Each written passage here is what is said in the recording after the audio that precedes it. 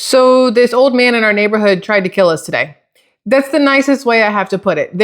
We were driving home. My husband and I are driving home. He's driving. I'm in the passenger seat. We're driving through the neighborhood and we're going around this little thing that does this. I guess it's like an S curve. I don't know what you call it in a neighborhood, but we're here and we're going this way. And there's a gentleman, an older gentleman who was coming this way in his convertible Mercedes. I'm pretty sure he used to be a doctor, and he's coming this way towards us, but he's not exactly in his lane. We're in our lane going this way and he's coming this way, not really in his lane, but kind of here. And he sees us. And his reaction was to go this way, like into us, like swerve into us, as opposed to the other direction, which would be the correct direction, which is not into us.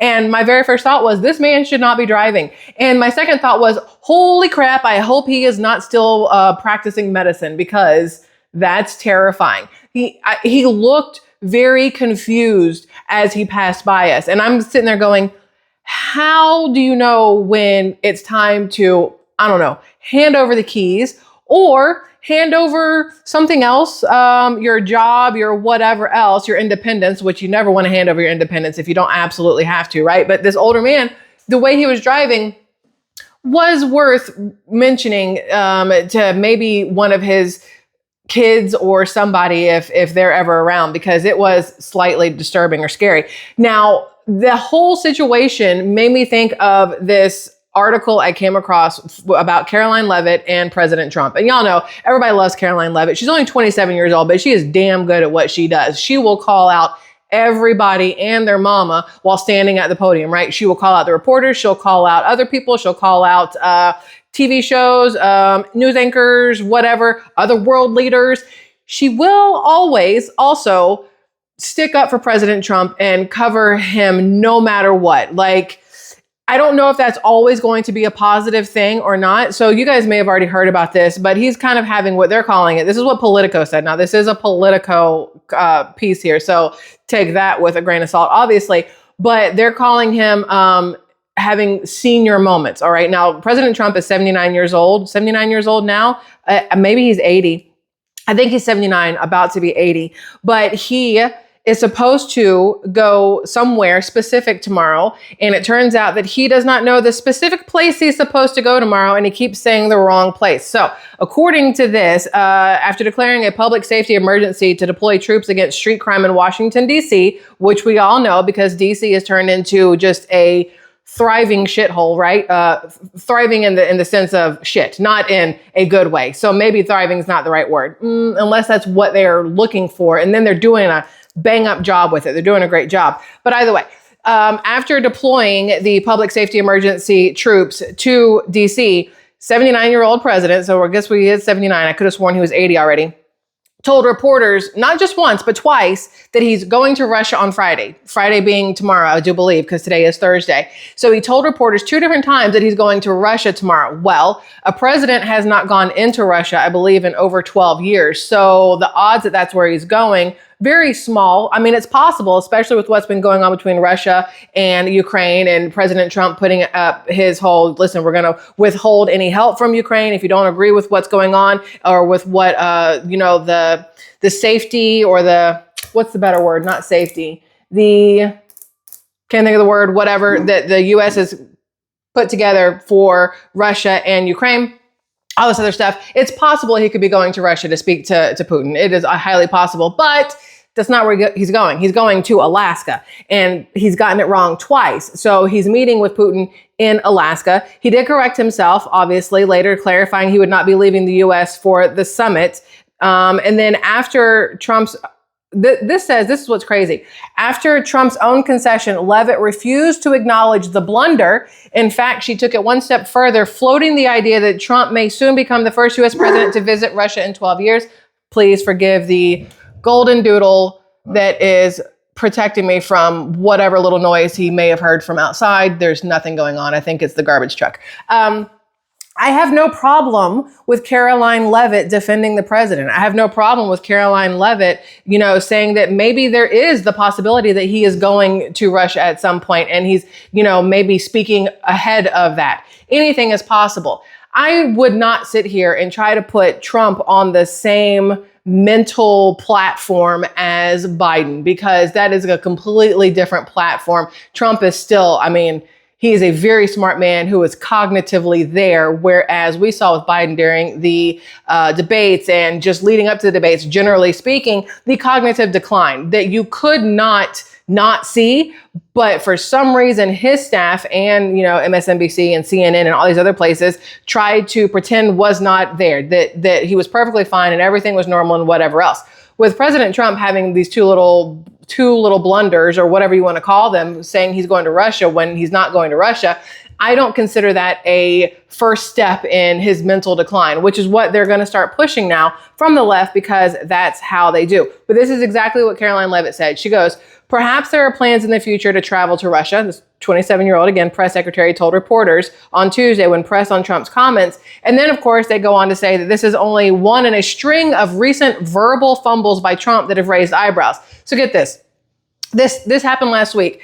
There was a White House event with Apple CEO Tim Cook. You guys, I'm sure, probably saw it, whether it was on the news itself or maybe over on Benny Johnson, Barry Cunningham, somebody's channel, anybody, whatever. A lot of people covered it. But had the Apple CEO Tim Cook, you had Treasury Secretary Scott Bessent, and then you had Commerce Secretary Howard Lutnick, and then Trump, they're saying, appeared to forget who was standing right behind him. Now, think about it this way.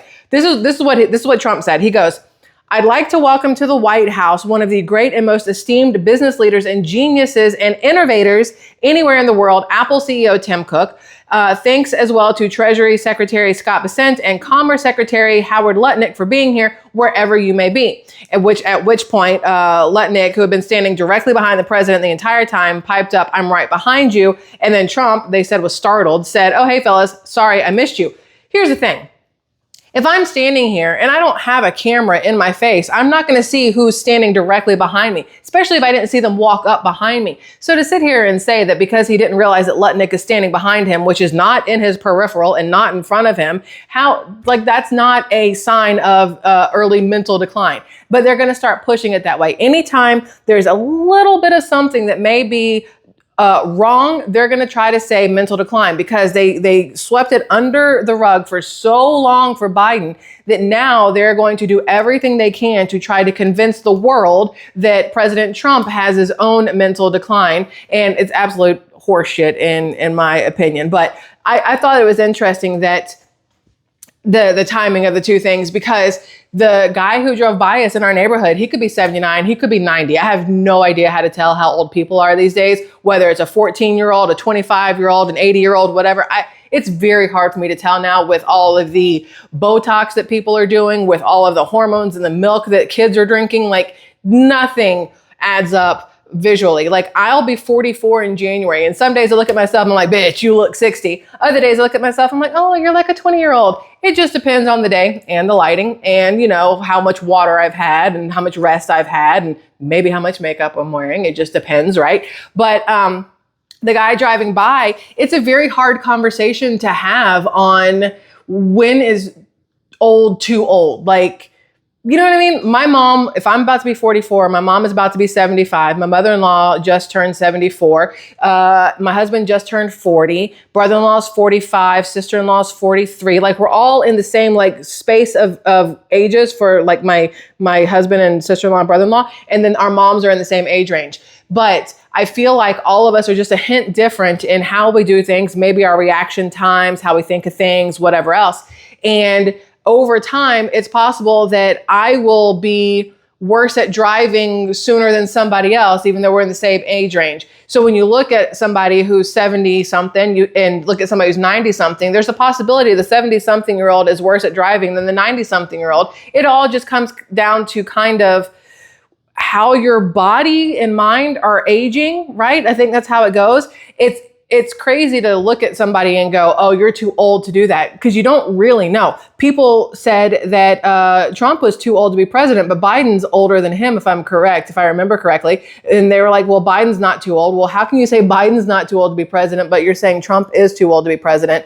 And then, they're like, we want younger people in there. And it's like, cool, but just because you're younger doesn't mean you're better at something. And just because you're older doesn't mean you're worse at something. Although in the case of Biden versus Trump, Biden. Yeah. Anyway, But this guy in our neighborhood who's driving, my brain doesn't go, oh, he's too old to drive. My brain goes, he's really bad at driving and maybe should not be driving. He could have been 20 something and I would have had the same thought process of, sir, give me your keys. I don't want your car, but I do want your keys. I don't want you, head on collisioning us in our own neighborhood because what the crap. But how do you, as like a person, for yourself. Let's go for yourself, not even for somebody else. Because at some point I'm going to have to tell my mom, Ma, I love you so much and you do you and be independent, rawr, whatever. But I'm going to need you to Uber everywhere because I don't want you behind a wheel anymore.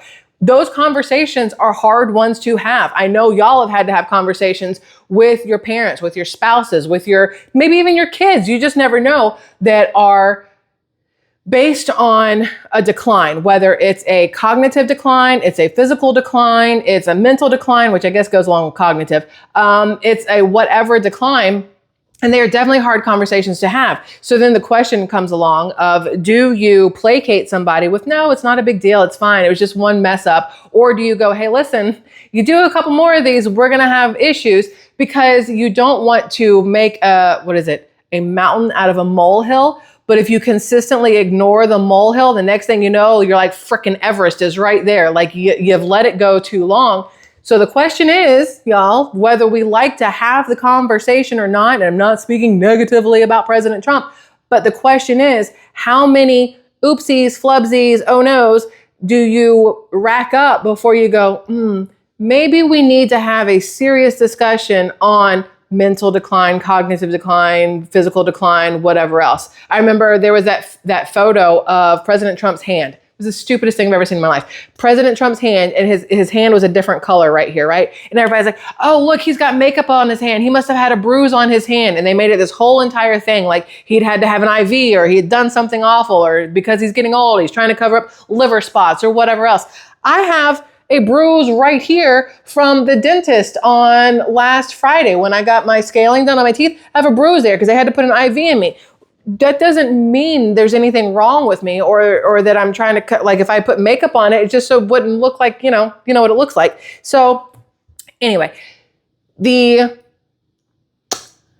point, which generally speaking, I don't have a point. Y'all know that. We just have a conversation. But the point I'm trying to slowly get to is, when is it okay to have the conversation of, maybe you should stop doing this, and whatever this might be, whether it's your job, whether it's driving, whether it's whatever else you can think of, because I can't think of anything else right now, but you know what I mean. When do you have that conversation? Do you start it at the first onset of, that was weird, or do you let it progress to the point of, it's obvious and now you have to say something? What happens in that inner space, right?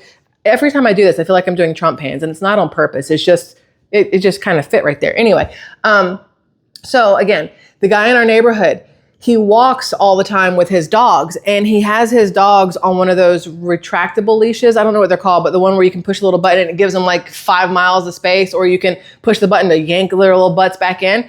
And he walks them on these things all the time, and he never pulls them back in. He lets them like walk out in front of cars that are coming. And it's like, as the person driving, which is me sometimes, taking my daughter to school, I'm like, I don't want to run over your dog, but at the same time, you're not understanding that your dog in the street is making it impossible for cars to go by, and it hasn't occurred to you to pull the dog out of the street. So I'm already adding all these things up together, and I'm like, he lives by himself. He can't keep, his dogs from getting run over by cars. Cars just have to stop and wait for him to keep walking by. He can't drive in the appropriate lanes, and his reaction when he's in the wrong lane is to go the wrong direction towards the traffic versus away, which also is whatever. So how do you have a conversation with somebody, especially when they aren't your friend or your family or whatever else, that says, hey, you good?